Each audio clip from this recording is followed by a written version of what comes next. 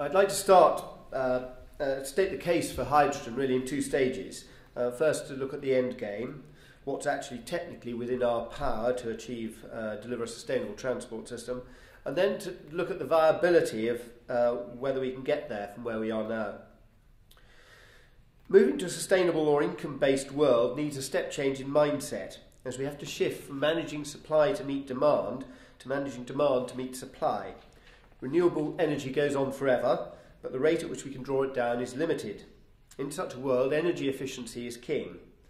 And whilst I applaud all measures to reduce emissions here and now, we do need a complementary strategic pursuit of a sustainable end goal, as well as the limited pursuit of incremental reduction, because less unsustainable is still not sustainable.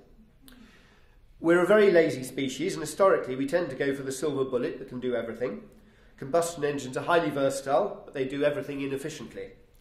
We need to use a more complex mix of fuels and powertrains than in the past to meet various demands, and the primary criterion for making the choice is the installed range of a car, the range for which it's designed.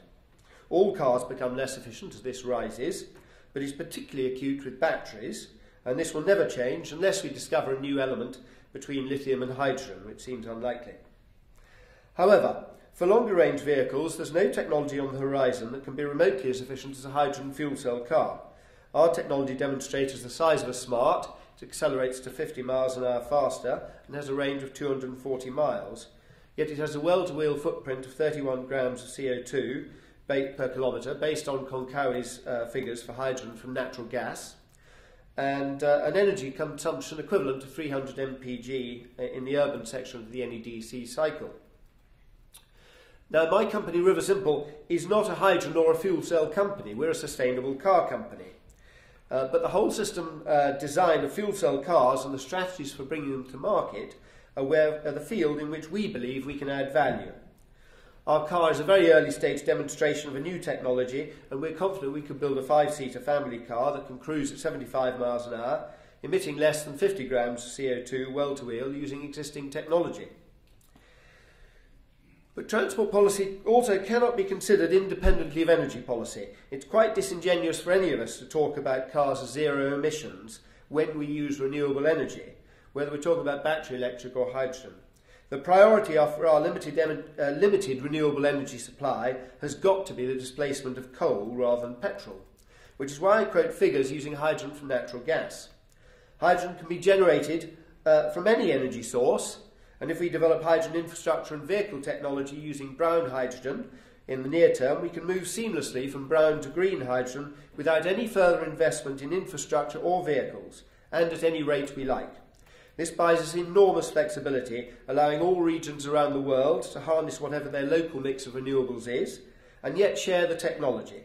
And boy, do we need flexibility at the moment. Now for the second bit, can we get there? I fully acknowledge that we're only able to do this because we're a start-up company. There are very few advantages to being a start-up, but the lack of legacy constraints is very significant. I admire the auto industry enormously, and I don't believe there's a product on the market that's remotely as good value for money as a modern motor car, with all its complexity and refinement. But it's well nigh impossible to make a step change with such a mature technology and value network. The book, The Innovator's Dilemma, makes the point that no major disruption in any industry has ever been led by the incumbent players, so I don't think it's fair to look to the industry to lead the way in this. But an incremental path forwards from where they are creates huge technical barriers and risks. The fuel cell prototypes that have been produced are marvels of engineering, but they're solving problems of their own creation, and although I completely understand why, and the result is €1 million per car for low volume runs. So I want to correct some of the deeply misleading assumptions about technical barriers that are supposedly holding fuel cell technology back. For instance, replacing the combustion engine in the conventional vehicle architecture requires an 85 to 100 kilowatt fuel cell, whereas if the car is designed around the characteristics of a fuel cell, it only requires about 20 to 25% of the same power for the same vehicle functionality. Although it's well known that fuel cell cost is pro rata to power, it's also less well known it's pro rata to power density. Unfortunately, if you want twice the power in your car, the engine bay doesn't get any bigger. So twice the power means twice the power density, 4 times the cost. Effectively, fuel cell costs pro rata the square of the power for a car. Conversely, if you want 5 times less power, it's going to cost you 25 times less. Now, it sounds terribly glib, but as a rule of thumb, it works, and our fuel cell system would cost somewhere between $3,000 and $5,000 for the whole system in low volume runs. Finally, there's the solution to the infrastructural barriers that's complementary to this technical roadmap. We hear about hydrogen highways, such as the M4 in South Wales, but realistically, who's going to buy a car that can drive on the M4 if you can only drive on the M4? The critical scale of infrastructure is that of a nation in order to create a market. On the other hand, if we start with cars for local use, the critical scale of infrastructure to open up a commercial market is a single refuelling station. Each additional station creates another increment of market, and the skeleton of a nationwide network can be developed incrementally. In summary, hydrogen can yield lower carbon emissions than any other alternative for long-range cars, and the technology is within our grasp now. Thank you.